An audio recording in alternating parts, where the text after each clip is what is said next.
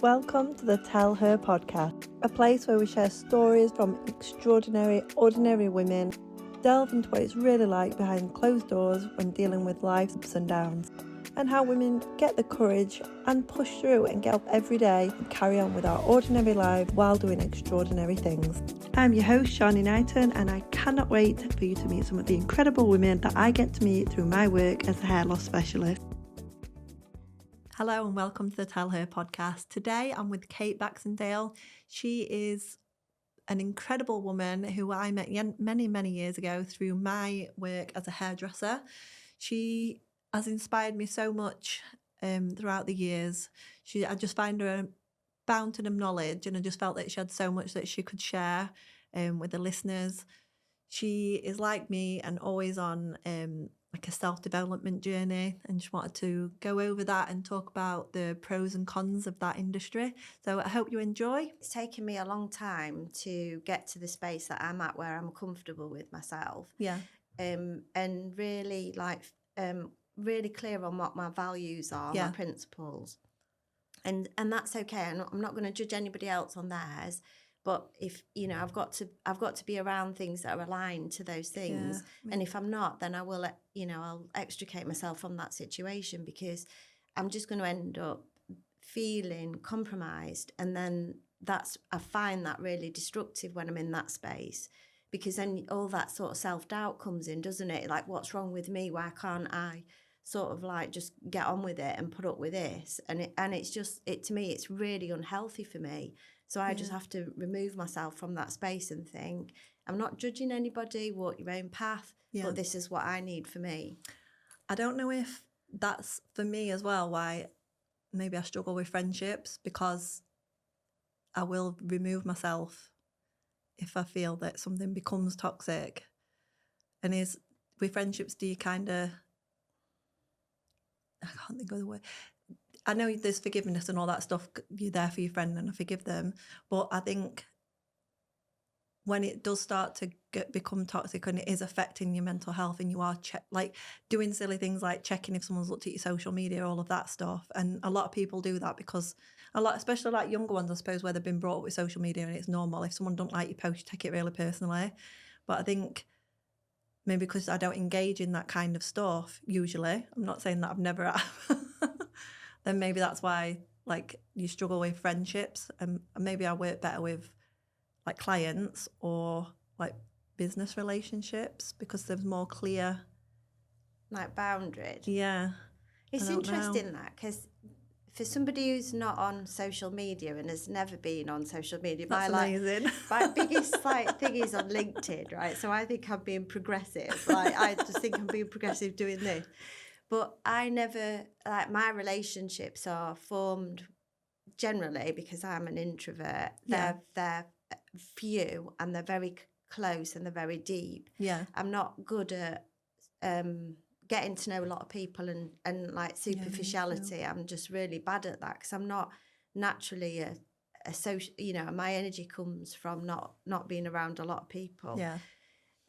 So it's really interesting to you to say that, because it's not something I've ever experienced. And like when you think about school reunions, and I think, I'm in touch with the people that I want to be in touch with via a school reunion. And what was it before Facebook? It was that Friends thing, wasn't it? Is it Friends Reunite? Yeah, no. That was it. Is it that? Yeah. And I was quite curious about it, but I just thought, I'm not even going to go there, because it's just not me. I just can't do stuff like that. Just for, obviously I know who you are, but obviously your job, you have you have throughout your career a lot of responsibility for a lot of people. But if we just kind of go over that, because I don't know if when you have a lot of responsibility for a lot of people in your job, then you are more of an introvert anyway, naturally, and maybe that's why we take on those roles. You think? Yeah, I don't know. Because one of my clients the other week, she's just gone from having a really responsible job. She's done it for 30 years. And I said to her, you'll find yourself being a bit more social now and craving connection outside of work, where before you go home when you're quite exhausted and you've just got your time for your family. And she said to me that she's started to feel that. Oh, wow. But I don't know if like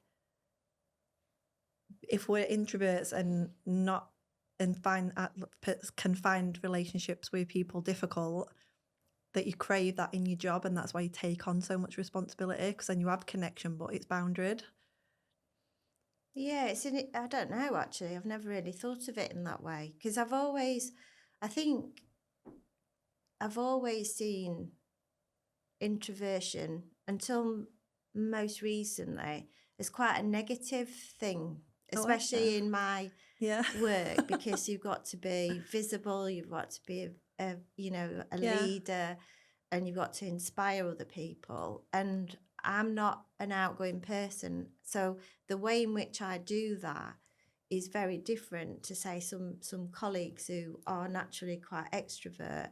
So, like, for me, it took a while for me to appreciate my sort of style. So if I'm in a meeting, I can be one of the last people to speak, because my natural way of being is I sit and I reflect and I listen. And I am a massive believer in that we should listen more than we speak. Yeah. So I will do that. Whereas in some cultures, if you like, in some organisations and cultures of an organisation, if you're not the one speaking a lot, you can be seen as a bit quiet. Yeah, I was listening to, I think it was like a Diary of CEO episode, and he was saying, I don't know if it's him or his guest, and they were just saying that the person who speaks a lot, they start to turn off though, because they speak for the sake of speaking, where the one that doesn't speak very often and listens, they usually have a lot more to give because they've absorbed what's happening and moved forward. So yeah, it's hard to get that balance in it. What is it? Because I know what you did the last time I met you. What is it you're doing at the minute at work? What is your role? Just for the listener, really. Okay. And what's your career journey?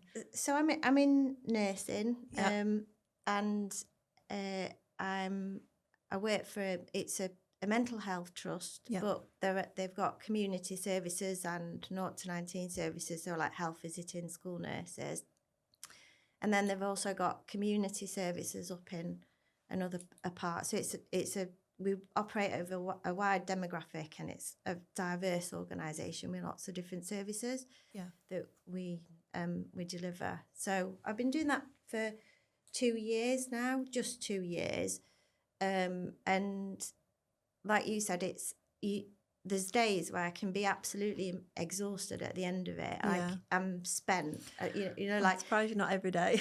But it was really funny because my stepdaughter, my stepdaughter, she's chatty and she wants to talk all the time. And at the end of the working day, the short walk, if I'm working from home, the short walk over my grass into the house, I'm like, I just don't want to speak. Yes. And so when you have two people in the same room, that one wants to speak and one doesn't want to speak, it's really interesting. But we definitely have that experience at home. But I feel like I've got a house of introverts, so people kind of understand. The only one that isn't is James, but he has learned to just leave me alone. And I just explained to him I need to decompress. Like I just need that time, because I'm not going to listen anyway, because my brain is just buzzing. So I just need to be left alone. One of the things, because I know that you love to read, and that's what I always loved about, like, you used to tell me about, obviously, all the books you were reading, find them really interesting. But one of the books that helped me was the Sarah Knight. I've spoke about it before on here, but the How Not to Give a Fuck. You've probably not read that one. You read more intellectual books. But that had a bit in it that really helped me kind of think about the way that I was behaving at work and try not to spend everything at work to come home. So basically in the book, she says you've got like a bucket full of F's every day. Right. And as you're going through your life, your day, you give one to Mary because she's done so-and-so, and you give one about someone who cut you up. And then when you get home, your bucket's empty. Yeah. And then when your child hands you a painting, you've got no F's to give. And I felt like I was at some points really like that. So I do try and now think about how I spend those F's during the day, so that I have got a little bit left to give, especially like Molly when I get home. Cole's a little bit more, he's definitely an introvert, and he'll come to me when he's ready. Where Molly, I feel like sometimes I have to go and kind of just let her know that I'm home, And if I've not got anything left, I can kind of miss the moment with her. That makes sense. Yeah, definitely. But it's like that, the bucket theory, isn't it? So as the leaky bucket. So, or right, not the leaky bucket, but we've all got like our emotional reservoir is like a bucket. Yeah. And if the bucket gets too full, then it's going to spill over. So like when we react to stuff, it's because the bucket's got full, and then therefore we're going to, like I nearly lost my head with IKEA the other day. But it was, my bucket was pretty full. So that one just tipped it over the edge. And I really like that concept because it just like, we've all got a certain amount of things that we can deal with in the day. Yeah. So something like that helps you think that it's not me, I'm not abnormal, I've just dealt with all this today. Yeah. And I haven't got the capacity to deal with that as well. And maybe tomorrow I'll have the capacity to deal with that, but just not today. Yes. And I really like that concept because it doesn't come from, oh, there's something wrong with you if you can't continue just to deal with everything that's thrown at you all at once. Yeah. And the when we came in, I was looking at this notion of resilience. We talk about it all the time, and I read this really interesting book called Anti-Fragile, and it like sort of makes this.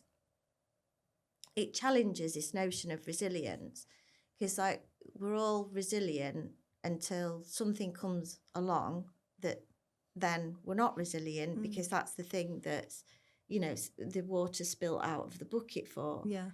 And the author, he talks about this concept called anti-fragile, so that we should be like a tennis ball, so that if you throw a ball at the wall, it'll mould and then it'll to take the impact and then it bounces back again. And actually that's what we need to do, like mould, take the impact and then bounce back again.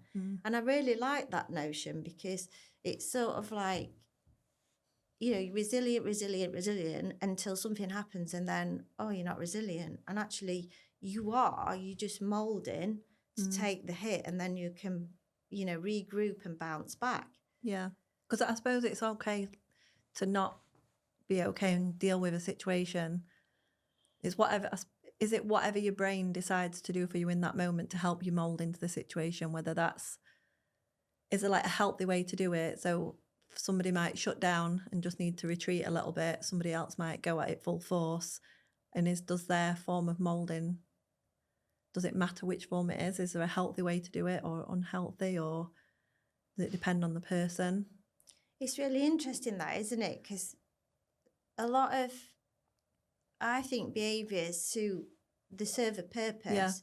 Yeah. So if I behave in a certain way, I mean, it's really, really complex, and I'm not an expert on this area at all. I just read a lot. Yeah. But it's really interesting because we can associate a value to behaviour. So like, oh, if you behave in this way, therefore that's a good, healthy way. But I think most of the time, us as individuals try to deal with a situation in the best way that we can with the resources and tools that we've got at the time. And I think sometimes people, I think for me, I've learned different tools and different resources over time. So I might deal with something different now than maybe I did 20 years ago because I've learned a lot. But that doesn't mean that was wrong how I dealt with it 20 years ago. It just means that I've tried to evolve my thinking and my repertoire of tools. So I think it's I don't think we should attach a judgment on how somebody chooses or not or reacts to a situation because they're doing it in the best way that they can at the time. And I sort of believe that people do the best they can in any given moment, and that, sometimes you think, oh, they're by the grace of God go, I really, because if you were put in that situation, how on earth would you deal with it? Exactly. So I don't know if I've answered your question, but I suppose I have in a way. I suppose that's why self-forgiveness is so important, because when I spoke about my life journey, I know I've done so many things that were disruptive and wrong and hurt people, but I've had to learn to forgive myself so that I can learn from the experiences and do a better job. And you try and pass those on to your children, but they still have to make those mistakes as well. And that's taught me, I've worked really hard on not helicopter parenting. It is really hard. But I have noticed that once I've stopped trying to like helicopter them into, well, basically stop them making mistakes, then they have become better, stronger people for it. Because if you don't make them mistakes and deal with them in different ways and learn, I dealt with it in this way and I didn't actually enjoy it and the outcome wasn't what I expected, how are they going to become good adults if I keep mollycoddling them, basically? But it's took me till now, I've done a lot of like work, even this last year. I have do you know who Dr. Martinez is? No. I have one of his facilitators, Terry Lee, and she's really helped me. He doesn't believe in like there's good and bad. He believes that everything basically gets dissolved in it. You find your middle ground, because whatever decision you would have made at the time, there would have been a good and a bad side to it. So there's never a wrong decision. So I've used a lot of that theory to go back and forgive myself for the mistakes that I've made. But I wouldn't be who I am now, and I wouldn't have compassion for other people when they make mistakes if I'd not experienced it myself. So I do think self-forgiveness should be allowed to make a mistake. And maybe, like with the kids, even when they were really little, if they made a mistake, I'd say, well, once is a mistake, twice is a choice. So the next time, as long as you learn from it, don't matter how big the mistake is, you can still make a mistake, can't you? But that's life, isn't it? Yeah. We make mistakes, we do things wrong, we fail, we fall down, and those are really important lessons in themselves, aren't they? Because it's not really the issue. Well, it's, I suppose in some ways it is, but it's how you deal with it afterwards. So what's your response after that that is important. So like with the kids, I'm like you. I don't think that you can. I don't think it's healthy to think that we're never going to make mistakes or get things wrong or make a choice. Sometimes you look at your choices in your life, especially when you're younger, and I think, crikey, I was really lucky. But I think for me, one of the things that I really don't like is shaming. Yes. So for me, that's really, really negative. Yeah. So like if we think about the things that I did in my childhood that were part of my normal developmental journey, and you know, some of the choices that I made in early adulthood, and then how I've learned more now, and I understood more, I understand more. You know, I made those decisions at the time with the best information that I'd got. Yeah. So there's no need for me to shame myself for those things, because you know, I've moved on, and that's not me like shirking responsibility for things. It's not the same. I just think shame is such a destructive emotion. So like I've never wanted to shame my children. So it doesn't matter what the issue is. It's like, look, you know, let's take a bit of a, you know, philosophical approach in terms of, well, you know, what have you learned from that situation? How would you want to do it differently? And the other thing is almost like when you feel shame, it's almost like it's a catastrophe. You don't know any way back from it. And like for me, I'm a massive advocate of hope. So there's always a solution. There's always a way forward. Even if on that day you can't see it, there will come one. Yeah. But shame keeps somebody locked into a really negative space. Yeah. Do you think, on the flip side of that, we were talking about earlier, that you've also got the flip side of like the way somebody's asked to be like overly positive as well. So it's like, what do they call toxic positivity? Oh, yeah. So it's like, also with your kids, don't want them to feel ashamed, but you can't tell them that they can run and do something amazing if they haven't actually got the ability. So it's like trying to find the balance as a parent, like bringing back to like the hair loss industry. The shame thing is something that I feel really passionate about. Like I don't like when other hairdressers shame other hairdressers when they've made a mistake, because I feel like then they don't know where to go or how to ask for help, because the shame will keep them up at night. And there's not many people that want to do a bad job or don't care about the job or the way that they would affect somebody else's mental health. So you've got that side of the industry, and then you've got your toxic positivity. And I saw a post, I don't know who it was, in the hair industry, and she'd put about like toxic positivity and how that can be used to manipulate as well. So I feel like both emotions can be used not just by yourself, but by other people to create, what's the word? It's like manipulating somebody into a feeling so that it benefits them. So like if somebody comes in, say for like a consultation, and then I use shame to make them feel bad about the hair loss, they're going to leave feeling worse than they came. So I don't believe in that at all. But then I also use toxic positivity because I put this hair system on them or a hair topper and tell them how incredible they look and like really go with the positivity. And then the client leaves and they just would feel kind of numb because they walked in, felt shame within a minute of me saying, oh, how bad the hair is. And then I'm telling them they look incredible with this hair thing. So I feel like both flip sides can be quite manipulative. If somebody's using them again, like even though they don't know they're doing it, maybe the person who's doing it doesn't know that that's what they're doing, but I suppose it's bringing it all back to balancing it on yourself and then not doing it to others as well. It's hard for me to explain what I'm trying to say. It's like... No, I think I understand. I think it's about authenticity and working with where that person is. So like the hair system that you've created for them will be amazing and it'll be beautiful. But there's still a cancer there that they're having to deal with. Exactly. So they're not going to walk out and be, this is a panacea to all my problems. This has helped one particular aspect of my journey of where I am right now. And I guess that's the difference, because if you like present it as though, right, this is just going to totally transform, you know, you're not going to worry about your diagnosis or anything like that. That's different to actually, this is one aspect around some of the awful side effects and consequences of your treatment that we can help you with. Yeah. And that's true. Yeah. Yeah. So you're not presenting this sort of like Pollyanna approach that all of a sudden, you know, your life's going to be transformed. And I suppose as well, it's like, I was telling you about the 1% thing, so I'm not obsessed with this right now.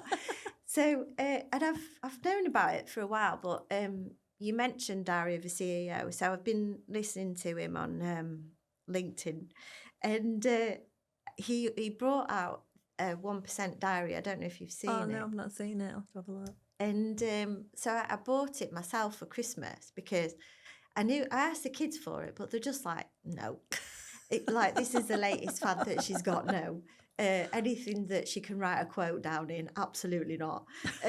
So I bought it myself, and it's really like, it focuses on that concept of marginal gain. So like thinking about what are the little things that you can do each day to improve things. Yeah.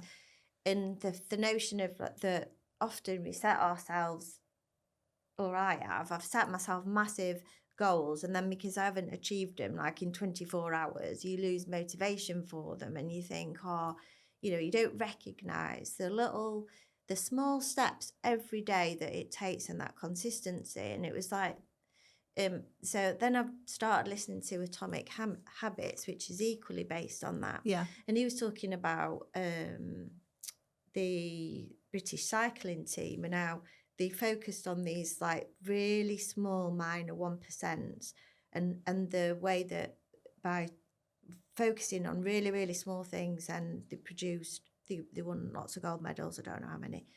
But it's like that with you, what you do, that's a 1%er that contributes to somebody's quality of life and their recovery journey, or their journey to you know, whatever their outcome is.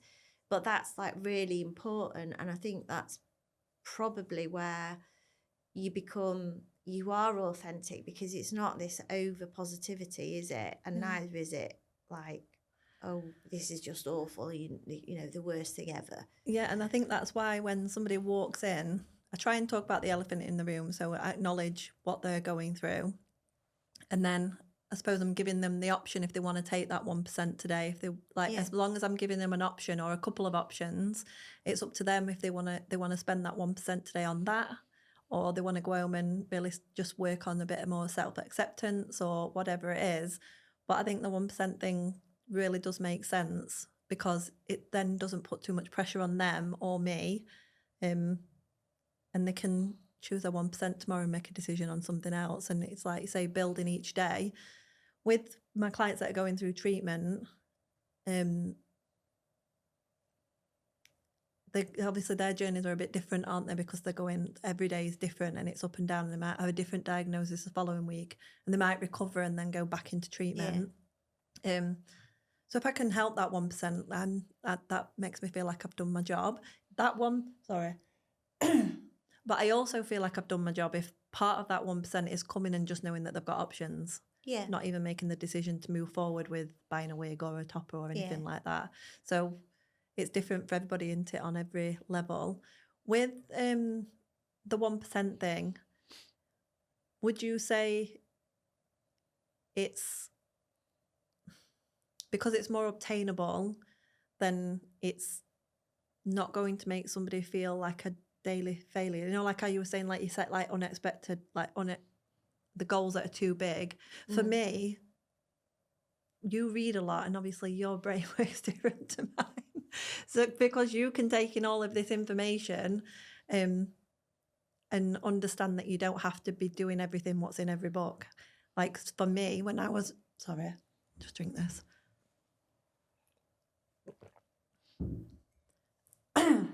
I'll cut that out.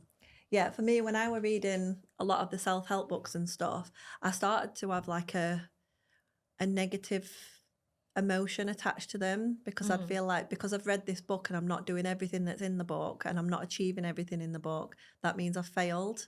And then I'd move on to another book, think this is it, this is what's going to change my life. And then I'd read that book and like not do everything that's in that book and then feel like I failed again. It became a bit of a cycle. So at the minute, I've took a break from reading anything that's self-help.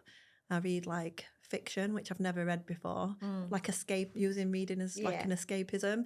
But I really do want to get back into it, but I'm afraid of the toxic positivity in the books, because they all do basically have the same structure, the ones that I read. Yours are probably a little bit more in depth, but getting up early, like eating better, doing all of those other things to make yourself generally feel better and give yourself structure.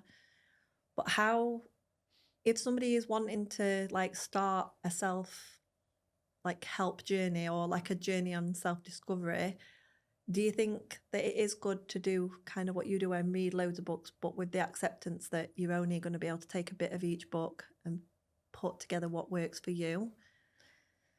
I think so, because that's how I work. So I'm not like I don't think I'm purist about anything. Okay. So I was thinking about this. I think I'm a bit like a magpie, that I'll pick bits out of everywhere and then and concepts and ideas. And I really like that. I like I like reading, I like learning, I like, the kids take the mickey out of me because they say, oh, you love a quote.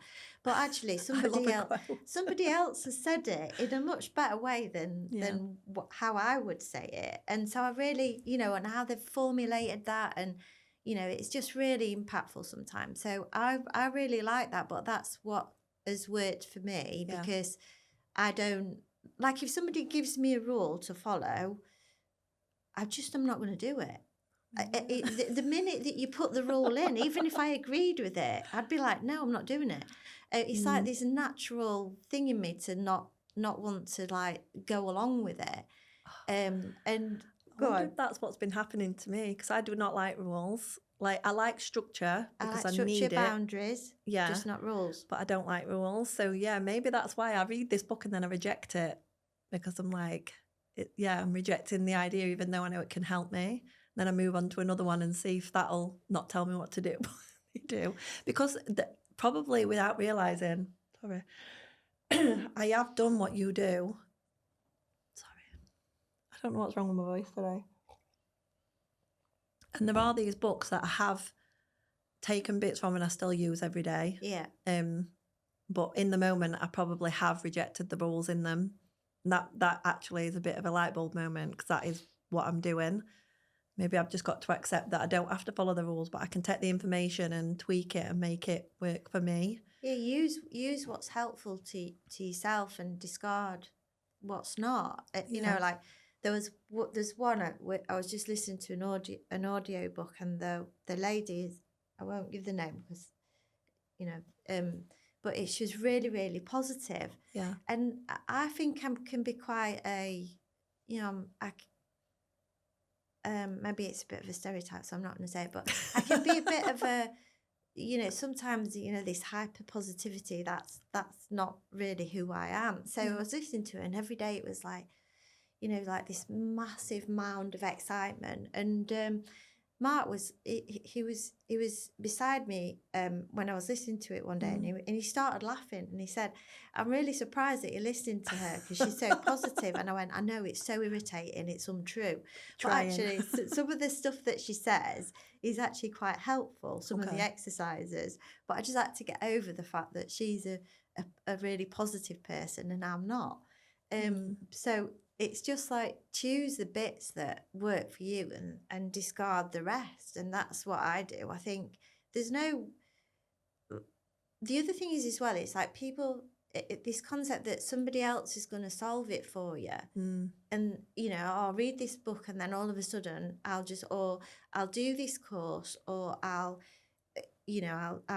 attain this goal, and then all of a sudden my life will be wonderful. And that's like a nonsense thing, isn't it? And one of the things that I think is the most important thing is your journey every day. It's not, you know, like we can all have like aspirations and stuff, but it's what you put in and what happens every single day that's the most important thing. It's, you know, like, it's not like excellence is never it's not a destination, is it? It's a journey, because by the time you've hopefully reached somewhere near it, the goalpost has moved, and so you've got to keep moving. Yeah. And I think a bit like that with like my own personal growth, I'll own it. It's never like, you know, I'm never going to think, oh, I'm absolutely this enlightened, clever, witty, wonderful person. It's always going to be about what else that I can do to think about my growth and development. And you know, I was thinking like, the other bit for me is like menopause is such a it's such a nightmare. It's like you hit that and you think, and I wonder whether women hit that and they think it's almost like a shrinkage. You become, you're not who you were before. So do you shrink a bit? And I've thought, no, I'm not going to shrink. No. I'm not who I was before. But I'm not going to shrink. I'm going to carry on growing and doing what I can. Can't imagine you shrinking. I do think there's times in your life where you have that, I suppose at different ages, isn't it? But the difference with when you're at menopause, it's not just that you're getting older, it's that there are physical changes as well, aren't there? And your brain starts to work differently and all sorts of stuff. And until lately, women have not really spoken that much about it. So they've had to kind of hide things and really just try and push through and behave normal, or what was seen to be normal, and pretend that they're not having a hot flush, or pretend that they haven't got brain fog, go to the toilet and have a panic attack and then go back into their meeting. Or like I have loads of clients who can't even drive at night time anymore, like their confidence massively changes. But at least now we are having those conversations, and maybe the women, when they had to make that decision about, right, am I ready to just shrink and kind of fall into the background, they did that because they were hiding so many secrets as well. Where like now you're not made to feel ashamed of it, so you don't have to hide anymore. And like, if you was having a hot flush in a meeting, would you tell them that you're having one, or would you run off to, would you deal with it in the moment, or do you still feel that you would have to leave and do it in secret? No, I wouldn't. I mean, I've been lucky in that I've not had hot flushes. I think rarely, but I've just sort of said, it's really warm in here, or is it just me? Yeah. And you know, like I just need to go and get some fresh air or some, you know. Yeah. So I think I do think that we talk about it more. Yeah. And so when we become conscious about things, that's like we're being educated, aren't we? So therefore we're not like hiding things or not discussing things or even not aware of them, because a lot of things, you know, like I think you sort of expect that you've just learned them through osmosis. It's a bit like parenting, isn't it? We all think that we just inherit parenting. Yes. And all of a sudden you have a baby and ta-da, you're a great parent. And so you've got to educate yourself, haven't you? You've got to learn about it. And so for me, there's a massive, as soon as we start on that journey, I think it's really, really helpful, because not only does it empower yourself to think, well, I am having a hot flush, or, you know, I do feel like that. I am honest about it. So I'll say things like, sometimes I might be in a meeting and I forget a word or a name, and I know this person's name, but it's gone out of my head, and and it's almost like you're a rabbit in the headlights. You sat there, and then I just say, I'm sorry, I can't remember the word. It's, you know, I'm really struggling with this. And seek help in that moment, or seek forgiveness in that moment, because my train of thought's completely gone. And then all I've thought is, why can't I remember this word? And it'll be a really simple word. Yeah, I'm just perimenopausal. I've just started estrogen, and even with like some of the small symptoms, I don't have hot flushes or anything, but I know for sure, if like you were having those conversations and the women before me weren't educating me and just making it normal, like you say, and just saying I forgot the word, I wouldn't have the confidence to have gone to the doctors and seek help and have that same conversation when I lose words. So it's passing that down, I suppose, for the like future generations, that it is normal and that we can talk about it. And have you found that, obviously you've worked really hard for your career and you are where you are now, was there a point where, if you feel mentally and physically exhausted when you're going through menopause, is there a point where you kind of think you want to step back a little bit, like in your career as well? I know you were saying about shrinking maybe like as a person, but career-wise, does it make you feel like life would be so much easier if I just stepped back a little bit and do a lot? I wonder if a lot of women do that, and that's why we end up with a lot of men in higher roles, because they kind of just keep pushing through, and we have times in our lives where we have to keep stepping back. Yeah, I think that's really interesting, actually, because it's a confidence thing, isn't it? So, you know, I think it might be possible, because you think, you know, before I started on HRT, I was really struggling, and I was like, I didn't feel that I was firing on all cylinders, and that was really frustrating for me, because I'm thinking, why, you know, I'm used to dealing with complexity, complications, spinning multiple plates, and I was really struggling to keep them spinning, and some of them were falling, and I was like, you know, what is wrong with me? Why am I like this? And maybe, you know, maybe I need to step back or do something different or not do this, and I think that does go through your mind. So yeah, I think that's maybe possible, because it is a confidence thing. You think it's you. And there was a trigger point for me, which was, we went on holiday to Turkey, and I'd become more and more introvert, just because I didn't feel confident. And we went on holiday, and I hardly spoke to anybody on holiday, which I'm not an outgoing, sociable person anyway, but I usually will speak to people. I'm not ignorant. And then when we came back, Lily was home, and she'd not tidied up to the standard that I would tidy up, right? So she'd come back, and the kitchen was like left a mess. And I burst into tears about the kitchen. Right, and I thought, what is wrong with you? Like, this is not a massive issue, and yet your like emotional response is off the scale. So I thought, do you know what?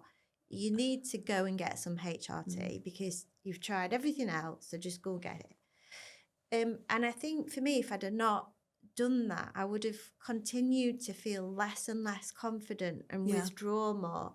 Like, so for me, like, even like putting myself in this space today is massive for me. But if you'd asked me to do that a year ago, absolutely no chance whatsoever. And I'll come out of it and I'll beat myself up and I'll say, why did you say that? And why did you do this? And what about this? Yeah. But I would have, the fact that I'm able to even be brave enough to put this in now is big. Yeah. Whereas before, last year, we're just like, I felt like a shadow of my former self. Do you know what I mean? Yeah. And that's really hard. So I think career-wise, if you're really struggling with that, then yeah, you would think, clearly I'm not as effective as I was, so therefore I need to do something not as responsible. And I, you know, for me, I feel a huge responsibility and accountability for the work that I do anyway. So if I think I'm not effective, then that's really difficult. Yeah. Would you say that is a combination of obviously the HRT to help with the physical stuff and you now using your 1%, like coming here, your HRT's helped you with the physical aspect and helping with your confidence, but then your 1% has helped push you through past the doubt and enabled you to come here? Like, did you use your 1% to help you push through with the challenge? Yeah, definitely. Yeah. Like if you didn't have the HRT, you wouldn't even be able to do the 1%. No, I probably wouldn't. I wouldn't be thinking about that. I'd be thinking about, it's almost like you sort of like withdraw and you then start shielding yourself from all sorts of things, like, you know, you not wanting to go out, not wanting to see people, not doing those sorts of things. And it's not depression or anything like that. It's just this sort of like, it's hard. I think it's hard. I mean, I don't know how other women have felt through it, but it felt like I didn't recognize me anymore. It was like parts of me had eroded and I wasn't sure what was there. Yeah. So for me, that getting that help and support in terms of my hormones was massive. But because I think I've started on a journey of thinking about what is it that I want? Yeah. What am I going to work to? And what am I going to then do that's outside my comfort zone? Because I'm going to give you a quote now. Growth only achieves outside your comfort zone, which I really like that quote. But it's true. You don't grow unless you put yourself out there. And putting yourself out there means that you're going to make mistakes. And it's not going to go right. And you've got to forgive yourself and learn from it instead of thinking, oh, I shouldn't have done that. What did you do that for? Bring shame. Yeah. Yeah. And it's just that cycle again of behaviour. With them, would you say, did menopause kind of like hit you like a brick, or did you feel it coming slowly? And what did you put in place first? So did you do like anything physical, or did you read any particular books, or what other things? If somebody was basically at the start of their journey, they were like you, they've got a responsible job or they're going through something, well, anybody really, what is it that you think they could do to help prepare, whether that's reading or like a physical thing? I know that there's loads of books. It's interesting. I've never read a book about menopause, but that really shocks me. Yeah, it is. You really read everything. It is really interesting that, and there's loads of groups around it as well. For me, it was insidious, so it's like the changes occur. It occurred slowly for me, so it was almost like you adapt. And then you don't realise you're adapting. Yeah. And it was only when I had the space to think about it, which is when I was on holiday, that it just suddenly dawned on me in terms of where I'd got to and how I was adjusting my like behaviour as a result of how I was feeling. Yeah. So that was really insidious for me. But I knew, I felt that I was perimenopausal. And so I'd read certain things like in Japan, because of the diet, women don't experience menopause. I'd read that. So I started taking all these supplements. I stopped eating meat, and which I don't eat meat now, and I don't think I ever would again. So I did try other things as well, but and I like spoke to other women and listened to what they'd said, and I spoke to lots of women about HRT, right? And some of it, some people advocated it, other people didn't, and I'd sort of like, how I make a decision is I'll either read a lot or speak a lot about it to different people, gather a load of opinions and then think about it and then make a decision on it. Yeah. So like I almost like gather the evidence in and then decide. So I sort of went through that process with it, and that because I'm not going to advocate one thing or another. It's a woman's individual choice in terms of what is right for them. But I think just gather as much, for me, people's experiences was the most helpful thing, and actually being able to talk about that rather than like reading about it, which is really interesting. So I read about everything else, but I never, I read stuff online, but I never read a book about menopause. And I never watched that Davina McCall program either. I've never watched it either, but I do. I know that she has done a lot of amazing things for like spreading awareness. Yeah, definitely. But yeah, that has shocked me with you, because how many books do you think you have read in total in your life? I have no idea, but I know how many I read last year, because I set myself not a New Year's resolution, because you just don't do them, do you? So, but I set myself a bit of a challenge that I was going to read. Because I love reading, but I was going to log all the books that I've read that year. And I aimed, when I first started, I thought I'll aim to read one a month. Okay. Right. And so it's just sort of grown and grown. So I might have usually I have an audio book on. So if I'm driving to work, I can listen to an audio book, and then I'll have a hard copy book, because I love the feel of a book in my hand. I really love reading. Yeah. So last year I read 54 books. In 1 year.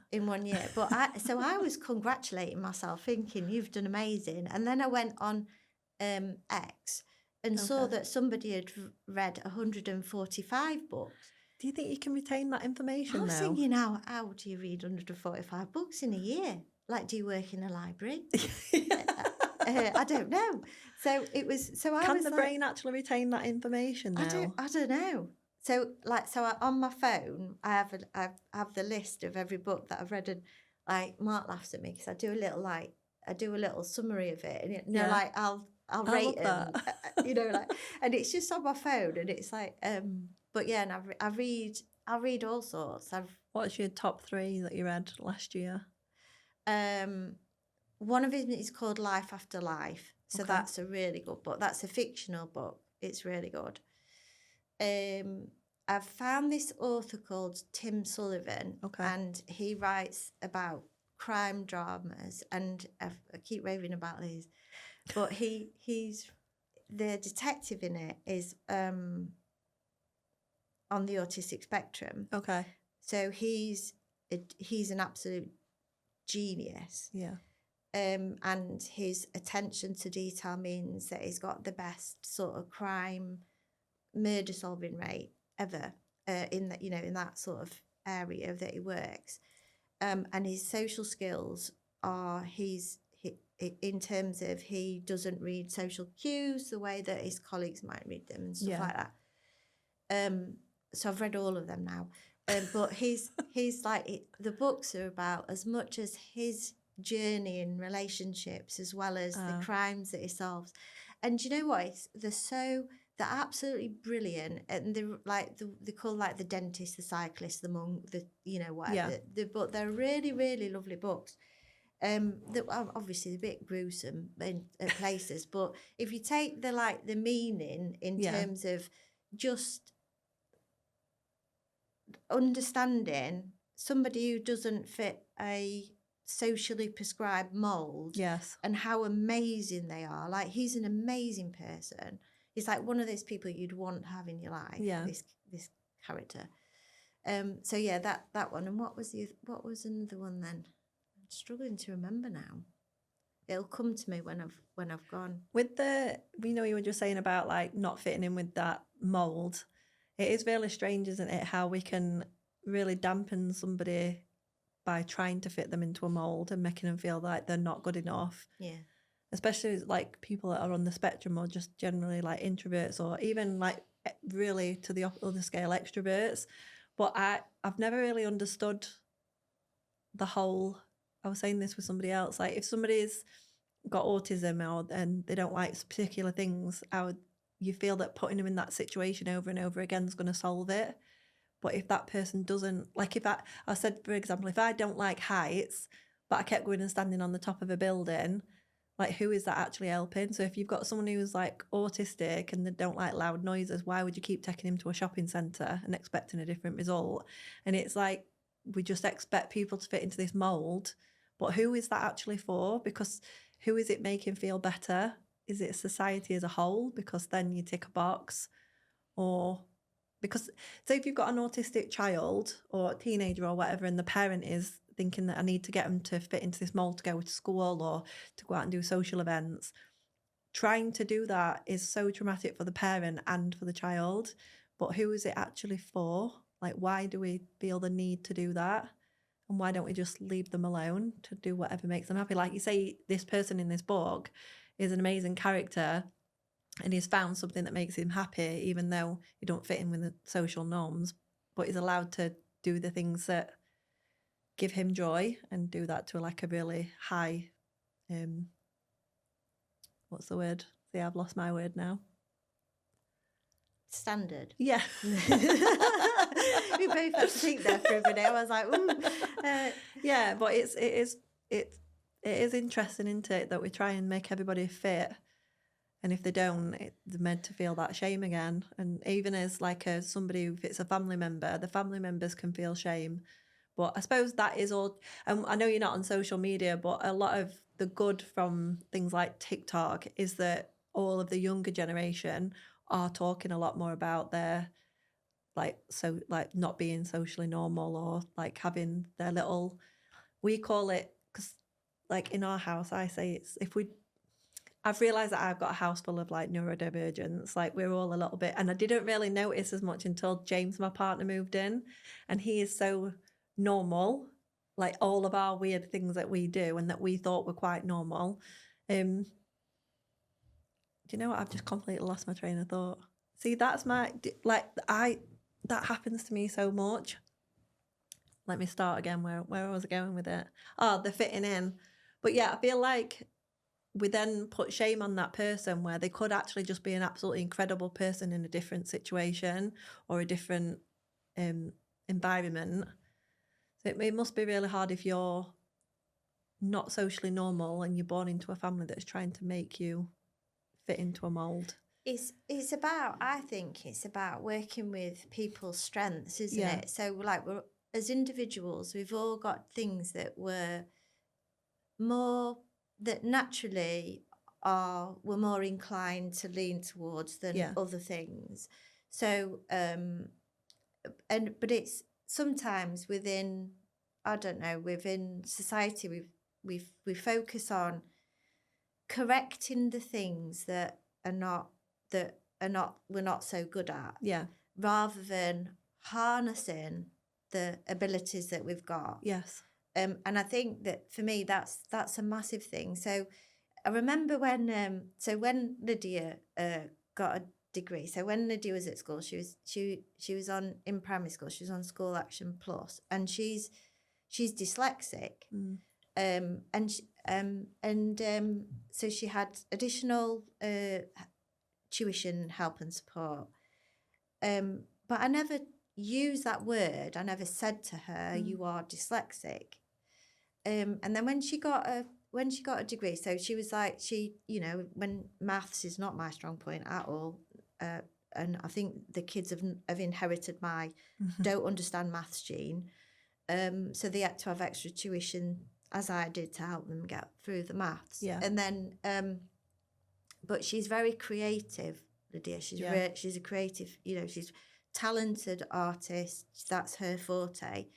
So she did photography at university, and so when she got a degree, she said she was like so proud of herself for doing that, and I was so proud of her as well. And I said, you know, you've done really well as well, considering that you were dyslexic. And she went, you never told me I was dyslexic. And I was like, but it wasn't there to limit you, was it? It's just a factor. And she went, well, that makes so much sense now. But it was like, for me, I wanted to focus on her strengths rather than her limitations. And like for myself, I want to focus on my strength rather than my limitations. It's not like you ignore them. So like sometimes I know that I have to put additional effort into things that I'm not going to find very easy. So I'll really have to put a lot of conscious effort into those. But they're like a small part, and I'm not there to correct it. I'm there to like dial up those things when I need to. But I need to focus on the things that I'm really good at, that I enjoy, that I'm passionate about.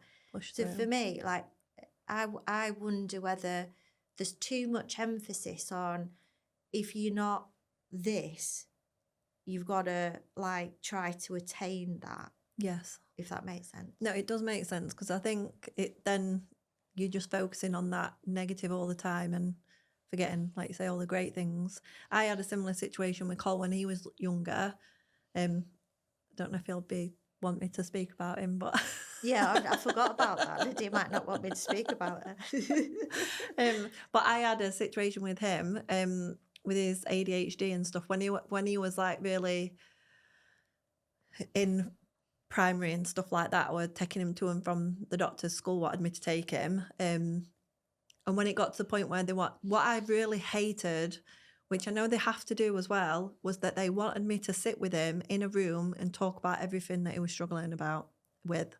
And I was like, how much more can I put on him and make him feel crap about the fact that he's struggling to sit still, sit with him across the table with the doctor and saying he's doing this, he's doing that, and just speak about all negative stuff. So I stopped taking him. I was like, I don't want him labelled anyway. Definitely don't want him medicated, especially because back then, it's very different now. If you had ADHD, you were just seen as being naughty, and they just wanted him to be quiet, basically. So I did the same as you. I just decided I wasn't going to put a label on it. We eventually just changed schools, and he went to his new school. And when they eventually, probably 6 months in, got his paperwork, because there was other things,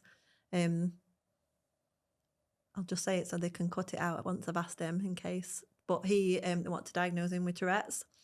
So and medicate him, and I wouldn't let them. So obviously school didn't want him making noises in class and stuff like that.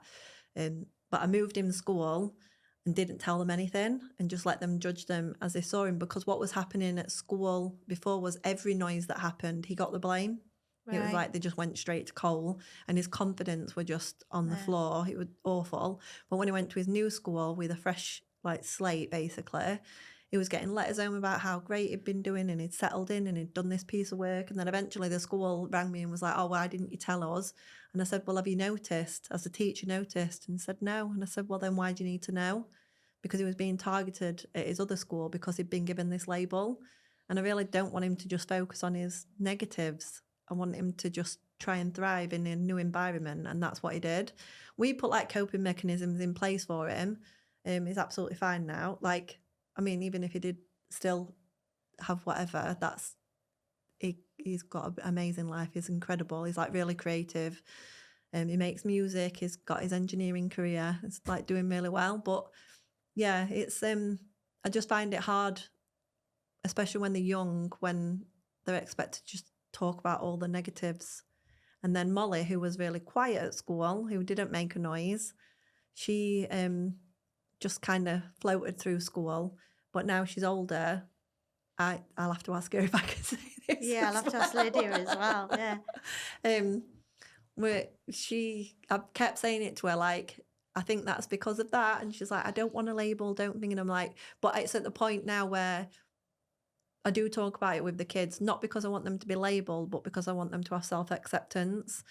and them to just be like, oh, there's no point fighting that because that is just the way my brain works. Like I've learned now that if I'm in a situation, whether it's social or not, if I don't want to do it, I'll just say it's not what my brain don't work like that. Like I can't do that, or I'm not going to enjoy that experience. And I just give myself permission to step out. And it's helped me so much. But it's took me till 42 to do that. So I just thought if I let the kids have a bit more self-acceptance now, not let them, it's their thing.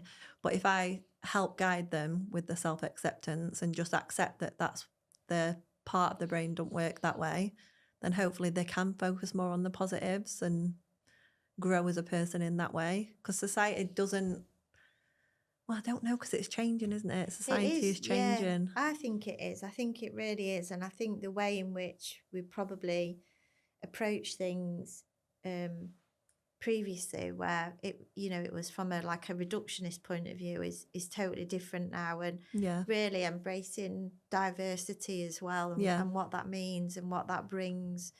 I think that's really, really important. I was thinking of a quote that says, if you've got a flower that's not thriving, you don't address the petals, you change the soil.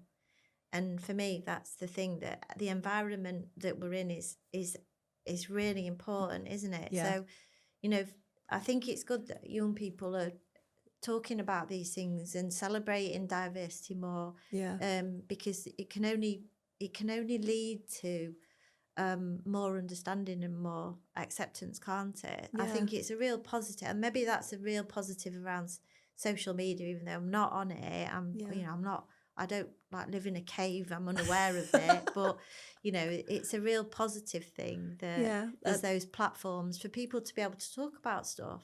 Yeah, and it's again, the flip side of that is when I'm saying about the kids not having labels when they were younger, I didn't want them to just that become the whole personality, especially with something like TikTok, because it learns about you. So if you're if I'm thinking about being neurodivergent and I'll look at something, that's all it will feed me. So then that can also feed into it becoming a label and then becoming your personality. So it's again trying to find that balance. And I suppose, but social media is addictive, isn't it? So it's also knowing that as well, though, isn't it? So at the moment, so Hannah is getting married in May, so I'm looking for a dress for the wedding.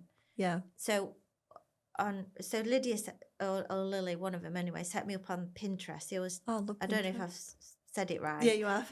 But so all I get is dresses. Yeah, because that's what I'm looking for, and it knows that that's what I'm looking for. But I guess I know that that's the algorithm behind it, or I don't know the science of this stuff, but it's clever. It's but kids know that, don't they? They're really smart because they've had to. They're that generation that they've had to learn it, whereas I'm not that generation. I'm 3 or 4 removed from it. Yeah, so it'd be easier, I suppose, to get sucked in if we weren't brought up with it. I remember when I was using filters. I mean, don't get me wrong, on Instagram now, sometimes there's one where it just makes my skin look a little bit clearer, but I was using filters that literally you don't look like yourself. They're bizarre. And even looking back now, I think that doesn't even look like me. It's literally changes the proportions of your face. And I try not to do that now, but I'm not always confident every day. So some days I feel like I do need a little bit of a sheen, So on Instagram, you can swipe across and it says Paris, and it basically smooths everything a little bit, makes everything a bit softer, but it doesn't change your face, if that makes sense. But I remember when I was using them, and Molly sat me down. She worded me. And she was like, "You just look silly." And she was like, "Everybody knows it's a filter, and it doesn't look like you, and people know." So I was like, I'm being educated by my younger daughter about social media, but she was right, and it's really, really toxic, because I was at the time spending time with people that use them all the time, even to the point where at the beginning of a night out they would choose what filter was being used. Wow. Yeah, it was it's crazy. I remember having my makeup done, and I looked absolutely I was like, I actually scared the girl who did my makeup because she showed me and I swore and she thought I didn't like it. And I was just like, I can't believe you've done such a good job. It like, I just felt amazing. You know, when someone just gives you that, like, I don't get that very often. So it were amazing. But then I was putting a filter on. So then I'm still filtering even when I feel good. I'm still putting a filter on and putting it online and thinking, then when I looked at myself normally, I was thinking, oh, I look shit now. So it completely messes with the, like, your perspective of what expectations are and what you're putting out there. And, Do you think that's because it's there's like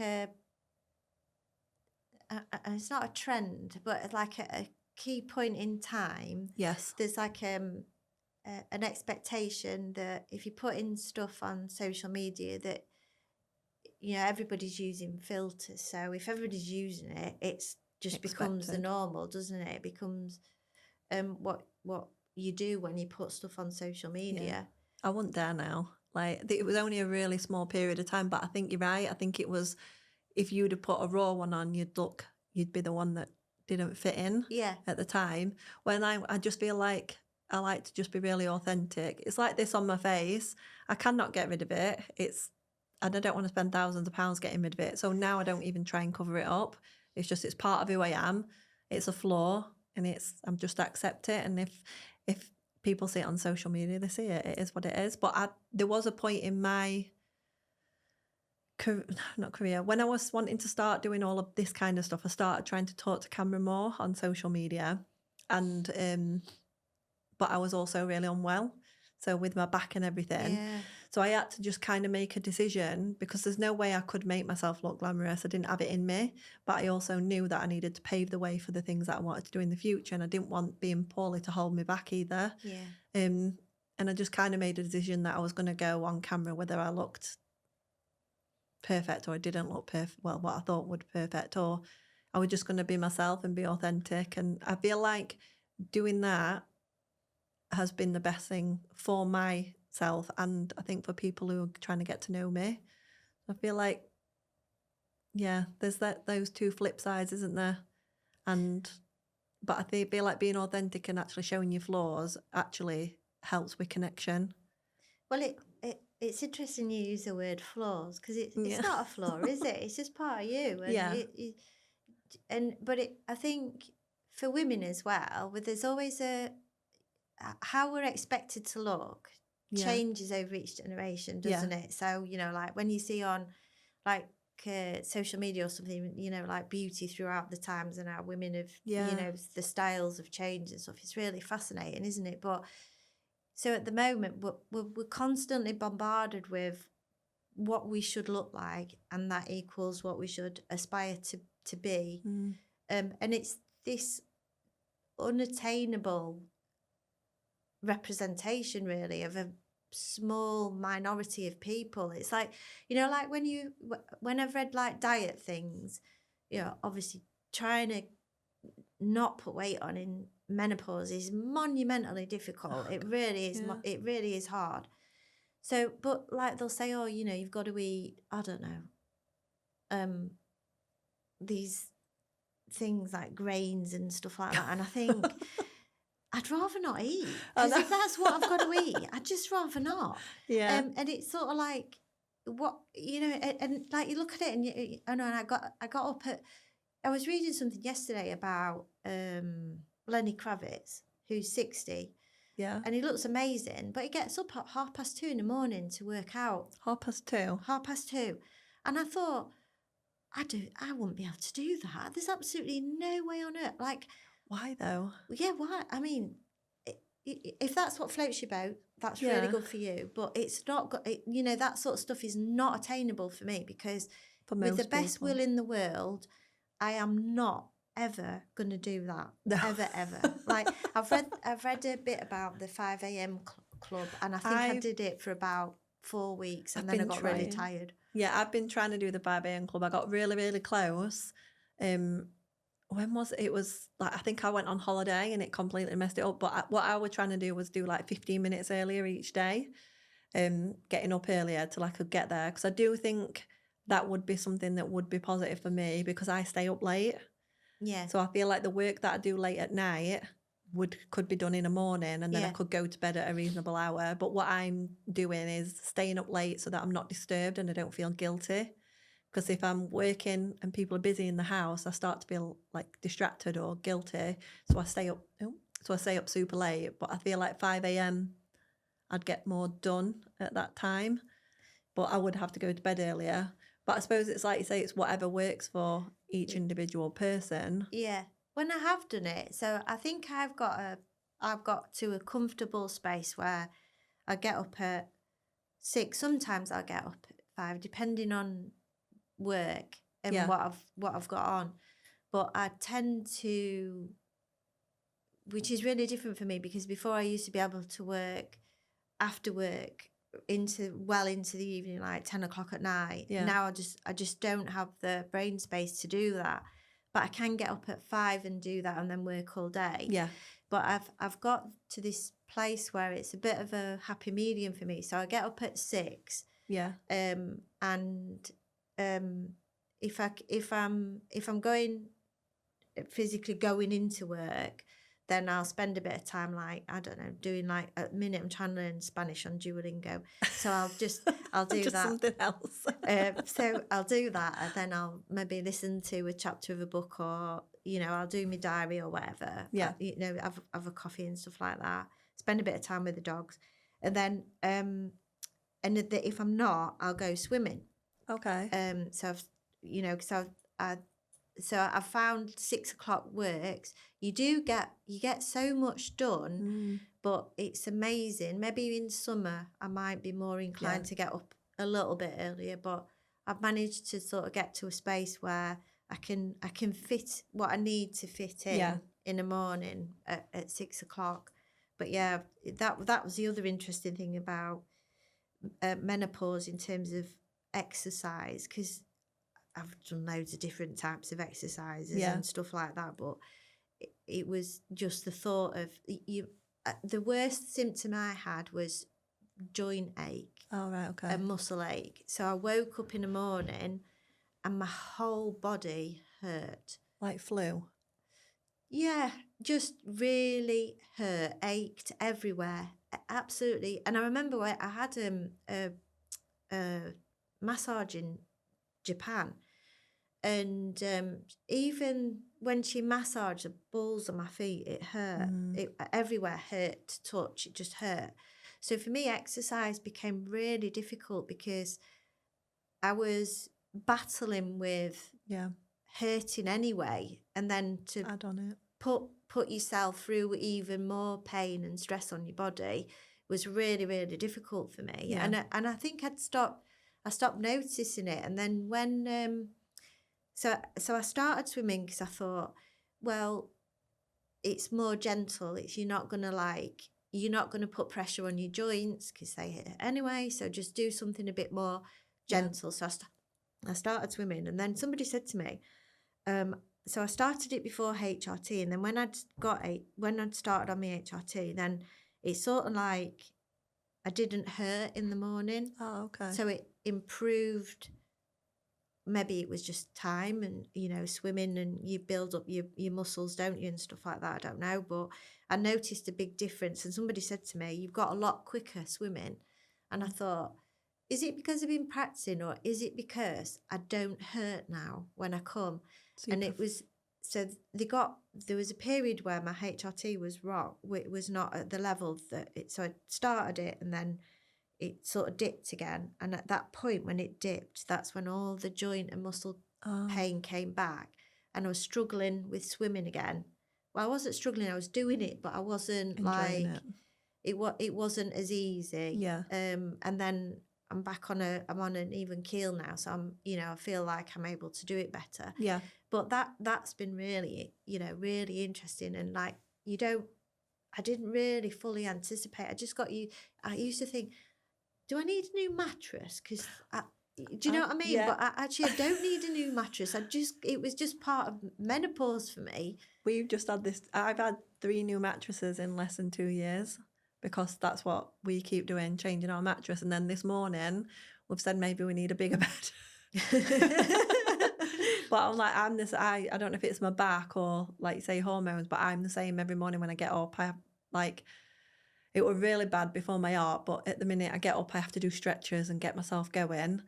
But yeah, the mattress thing's really funny because we've spent a fortune on mattresses, and more. I'm thinking now maybe we need more space. Maybe I just need HRT, and I need to take care of my hormones. Maybe it is that but can we just let things build up, don't we, until they're so bad? I really don't want to do that though, because I'm really lucky that I have these conversations, obviously in the clinic or like here, and can recognise the symptoms earlier. But I probably need to think, are these muscle aches to do with my back, or are they hormones? Get my hormone balance back out. Do you take synthetic HRT or non-synthetic? I don't know. You get it from NHS? Yeah. Yeah. Because I have some clients that do non-synthetic. I don't really understand the difference. That's something that I probably need to research. But my mum was part of the generation, she didn't dare take it, because remember when it got really bad? Yeah. I don't know if there were like misinformation out there or not. Yeah. So I don't know if anybody has really taken it in our family. So I'd probably be one of the first to try it. I was. My mum didn't. I don't think my mum took it. She said she didn't, because when I was talking to her about it. But I think for her generation, it wasn't something that was ever really discussed at all. So for me, there was nobody. I'm looking that some of my friends were all going through the same, at the same time. So I've discussed it with close friends in terms of like comparing symptoms and stuff like that, and listening at their journey and the steps that they've taken. So I've been lucky in that respect, but I couldn't seek advice from my mum because she wasn't, it wasn't the same for her. Did she have any like natural remedies that she used to do or not? No, I think she just sort of like, I think they were just that generation that just got on with stuff. Do you know what I mean? Yeah. They didn't really put a lot of... Maybe they shrunk and just... a lot of thought in it and just got on with it. Whatever, like that post-war era, like whatever's thrown at you, just deal with it. Yeah. Yeah. I have some like older clients and they're definitely like very resilient. With them, like we were talking about like the toxic positivity and that type of stuff, I suppose like we're going to have to be careful with the menopause industry as well, where people being missold, because there's so many things, because it is such a big industry now, isn't it? Like there'll be things out there making promises to women that you take this or do this and you're going to feel amazing, and they're going to kind of go around in circles. I suppose that's why you need to really do your research like you have, speak to people, real people as well, not just reading books and not just kind of taking an advert's word for it for what it can do. And also, I think I was lucky because when I did go to the doctors, I spoke to a nurse and she was just fantastic. Okay. And she gave the medical advice, and I know some people don't want to choose a medical route, and that's absolutely fine. Whatever works for anybody. I'm not advocating anything for anyone. It's pro-choice, isn't it? With everything, it's like your body, your decision. But take advice from.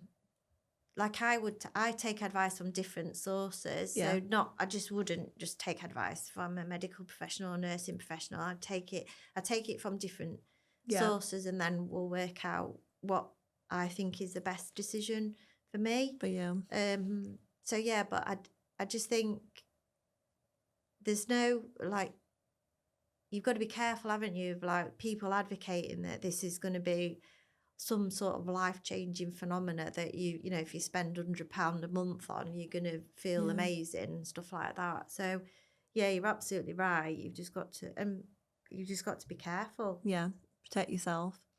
With them, quickly before we finish up, I know that you went to Japan. Yeah. Yeah, and then that's where was it going to Japan and the 1% thing came from that experience? Because you said that when we spoke earlier. What did you take away from like the cultural differences over there? Do you think it has changed the way that you think about things? No, because I've always been really fascinated with Japanese culture, and I think it stems from childhood, to be honest, because you know, I just find it an amazing culture. So I think I've always been interested. So I've always like looked into certain things. But then I read the book, and I'm not going to say it right, but Ikigai. Okay. Which is, it's just lovely, but it's about basically in Japan you find your meaning, find your purpose, and that's what you pursue, your purpose and your meaning, not so I've always been really interested in that, but I think just going there and visiting it was like a lifelong, it was on my, the top one on my bucket list. It was on that, and it was just amazing. It really was amazing. It's an amazing country, and I think I had sort of like unrealistic expectations about Tokyo. Okay. I thought I was going to see flying cars, right? And just like, it's not. It's just like Tokyo is like any other city, really. But then when you like go into different places like Hiroshima, oh my word, what an amazing! Everybody should. For me, I'm like going to spout on about this now, but just such an amazing place. Like I can't even describe it. It was just so, like, they've got ground zero, so you go to where the atomic bomb hit. Oh wow! And they've sort of set up this thing that you can walk around. It makes me want to fill up just talking about it. And then they play this video when you get out of it of people that survived and watched that bomb and the aftermath and all that. And it's just like, it's just so humbling. I think that's and it just like how the sense that they've made of it, and how they've taken to use it to improve and develop and be kind and be compassionate and all those sorts of things is just like so humbling. It's amazing. But so there's some amazing places in Japan. So I think I've always I've known about Kaizen, but I think probably when it sort of come up in my life at several key points, but this time with me having the diary where I have to focus on the 1%, that's really forcing me. And like, I was looking at my diary yesterday and I'm thinking, some of it's a bit repetitive, but that's the purpose of 1%, isn't it? Yeah. So I was like, stop beating yourself up. That's what it's there for. Yeah. Is that the only diary you keep at the minute? Yeah. I'm not consistent enough. I might have a look at that one now, but I've got 2 at the side of my bed, and I do them for a little bit and then I stop doing them, and I probably just need 1. But I'm more the gear no idea kind of person, so I'll get obsessed with something, go full force, and then I'll get bored and kind of, again, it's like I was saying with the books, I'll get given the rules and then I kind of reject the rule and I don't want to do it. But yeah, so in that book, do you just write about your day, or are you planning the next day? Or so I do it in the morning. I would imagine some people do it the day before, but I do it in first thing in the morning. So I'll like it says, what's your 1% non-negotiable, what's your 1% boost, and what's your 1% bonus. So you put what they are. So like today, my 1% non-negotiable was to do this. Okay. my boost will be to do Spanish. I haven't done it yet today. And fasting, so do intermittent fasting. And then you write down your tasks for the day, and then you can time plan. So you can put your like the timings that you do stuff, which is actually quite helpful, because for me and for you, because you're so busy, you think you're able to see, actually, I have to fit this in to such a busy day is a big thing. So I've found that really helpful. And then it's like you've got today's thoughts, and you can write down your thoughts. And in that, when I've been listening to audiobooks, I've wrote a thought in that I've got from an audiobook or some of my thoughts. And then there's usually a question that's asked around, what have you done today that's helped you towards your goal, or what might you do to help you to improve even more tomorrow? So it's like not a massive journaling thing. Not that there's anything wrong with journaling, but it just is quite structured. So and I was thinking, so I was like flicking back, and I'm thinking, why do you keep putting the same things down? Surely you should be putting something else down now. And then I thought, no, because that's what 1%. You do those small things consistently to get the, you know, the reward or the incremental change. Yeah. So yeah, it's actually quite good. Is it talking to Terry, she was saying it's 30-90. So is it 30 days to make a new habit and 90 days for it to be like to make effect on your life? So 30 days it becomes some, like you say, then 1%'s doing it repetitively. Then after 90 days, that's when you see the full effect of what you've been doing for those 30 days. So that's quite, just doing like a little bit every day. I feel like that's probably where I try and do like 90% in one day and then feel like I'm failed. So I might invest in that and actually follow through with a book. What for me, like advice for me, so I'm gonna finish off my book that I'm reading now, because I have been reading for like escapism, and I have actually really enjoyed it. I think it's been really good. It's been helping me sleep better at night and stuff like that as well.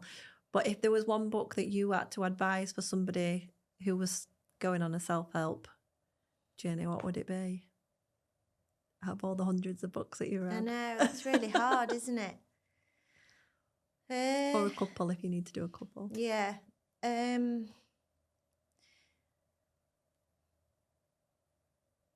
There's two actually, but they're very personal to me. Yeah. So they're not like, I'm not saying that you have to do them. So the first one is The Power of Now by Eckhart Tolle. I've read that. And that for me was a point in my life where I'd felt like due to things that had happened, like my sense of self had disintegrated, and I needed to build myself back up again. And I remember I was in Ibiza when I took the book. I was on my friend's hen do. Strange, isn't it, that I've got time to read a book on a hen do? But I did, and I sat around the pool, and I really love Ibiza. It's like just such an amazing place. And I was sat there, and it's so spiritual as well. So for me, it's just like a really amazing place. And I started reading this book, and I read the first chapter twice because it was quite hard to get into it. And then once I was into it, I was like, this is amazing. And for me, it was like just a real light bulb moment in stop overthinking what was, stop over worrying about what will be, and just be here now and like maximize your experience in this moment. So that was really, really helpful for me, that book. And then the other book I've told you about is called The Body Keeps Score. And I really, really think that's just a fantastic book, because it's sort of like I suppose in my life and in my work and stuff, I've worked with people that have had lots of trauma, and you know, the impact that trauma has on your body is just massive, or can be massive. So for me, that book was really, really important as well. Yeah. So I don't think there's one that's like, if you follow these steps, you'll become whatever. For me, they were about, I suppose, what I was curious about at that point in my journey. And so I think you tend to look for things that you think might. So at the moment, like reading Atomic Habits, because he talks about marginal gains, it's linked to 1%. So I'm interested in that. So I'm going to read about that. Yeah. So I think it's just find where you're at, and something that can help you with where you're at, and help you think about just one step in front of the other. That's it. Not like, where am I going to be in? I know people have like, where am I going to be in 10 years and stuff like that, but sometimes it's not helpful to think that. Sometimes the biggest thing is, what am I going to do today? What am I going to do tomorrow? 100%. I said about that yesterday. It's like, sometimes, like, this podcast is meant to be like extraordinary, ordinary women, which it is, but what the extraordinary doesn't have to be like some massive achievement. It can be for somebody who's suffering with depression or experiencing depression, getting up and putting your clothes on. Yeah. Someone who's trying to get to the gym, but they're too anxious to get in the gym, just buy the gym clothes, like, and then next time put the gym clothes on, drive to the gym and sit outside. Like whatever it is that those steps you need to take, they are extraordinary things because you're pushing through, aren't you? And like you say, that 1% each day. I've read both of them books and they both are amazing. So there was a bit in the what was the first one you said? The Power Now. Power Now, where it says about if you ask a bird what time it is, they'll just say now, because they don't think it's dinner time, it's tea time. They're like social constructs that we've put on ourselves, and they don't even think about how old they are. They're just taking every day as it is, and that really helped. That's something that stuck with me. And then with the Body Keeps Score, I really truly I've experienced that myself. Like I've probably spoke to you about it before, but I had EDMR therapy, and after doing that and dealing with that trauma, like my body physically felt different. It was the weirdest experience I've ever had. Like I couldn't speak for 2 days. It was the most traumatic thing I've ever experienced, but at the same time, it was like my body physically felt different. Yeah. Like my nervous system was so much calmer. Yeah. Like I could rationalise things better. So I recommend that book all the time to anybody that I know that's been through or going through trauma, because I think it just lets you understand like the connection with the mind and the body. Yeah. And like how powerful the mind is. I've got another one actually. You just reminded me. I can never say it right. It's either breath or breathe. Breath, Okay. I think it is. And that book was recommended to me, and I thought, I don't know if I want to read about that. And it's about breathing. Oh yeah. And it's just amazing. That book is absolutely amazing. Yeah. And it really makes you think about how you can mediate your physical, like your physical reactions to stuff by breath work. And I'm not an expert. I know people that study yoga and stuff are experts on this stuff. I'm not. But that book was really, really interesting. And I think it was because it came from somebody that he got sent to this class because he'd had pneumonia to do this breath work. And then just the impact of that made him curious and made him, he went on this journey to find out about the, like that.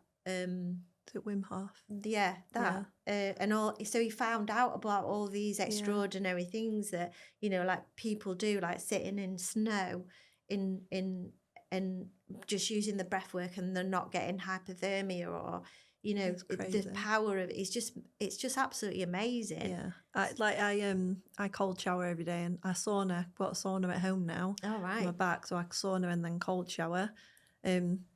And I use breathing to be able to do. Oh God. But yeah, it is. Again, though, that book isn't telling you what to do, is it? It's just his journey, and you're learning, and what you choose to take from it is, I think they're 3 actually amazing books that people would benefit from. And like you say, we're not experts, but it's just passing on the experience and for other people, because most people that are listening, like, they're not experts either, are they? They're just taking advice from somebody else. That's why these conversations are really good. So I'll wrap it up now, because I know it's Thank you. It's a long time to keep talking. But part of the podcast is obviously called Tell Her. So the questions that I ask at the end are basically, if you could go back and tell yourself a little bit of advice, what would you tell them? Then what do you tell yourself now when you need to basically pull yourself back? Like when you need to reground yourself, what is it, the one thing that you go to? And then if you could speak to your future self. So I want to ask you. So if you could tell her, what would you tell her? Like your past self.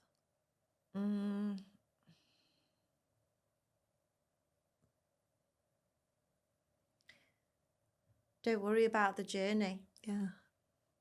It'll unfold as it should. And don't waste your energy on worrying about what ifs. Yeah, they're no good to anybody, are they, really? No. And then if you need to like really reground yourself in a situation now, what is your inner monologue to yourself? Do you kind of, Yeah, I tell myself I'm where I need to be. Yeah. For whatever reason, this is where I'm meant to be right now.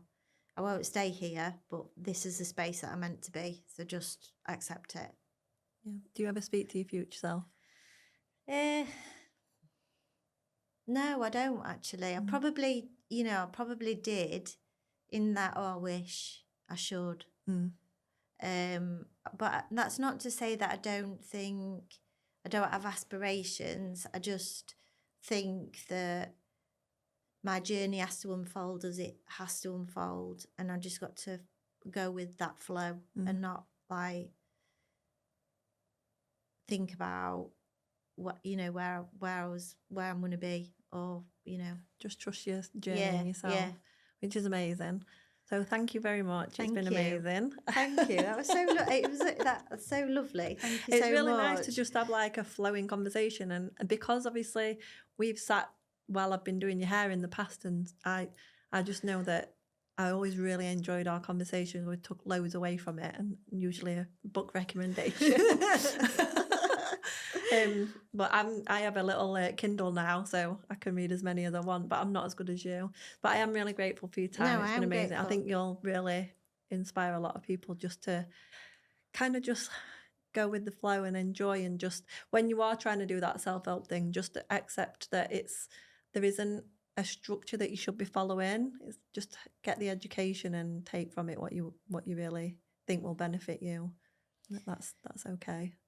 No, but thank you, and thank you for asking me, because I really admire you and what you do. And I was like, I listened to it. I listened to your podcast, and I thought, that's amazing, absolutely amazing. So thank you so much. I feel really privileged that you even asked me. It's like such an honour. Oh, thank you. Like I know the thing is, I know it is really scary, and I thought I can't expect other people to be vulnerable and ask them to sit here and donate the time to me and stuff like that if I'm not willing to do it myself. And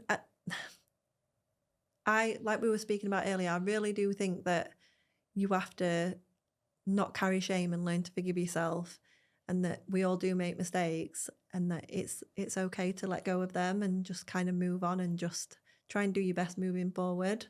So yeah, thank you. It's been amazing.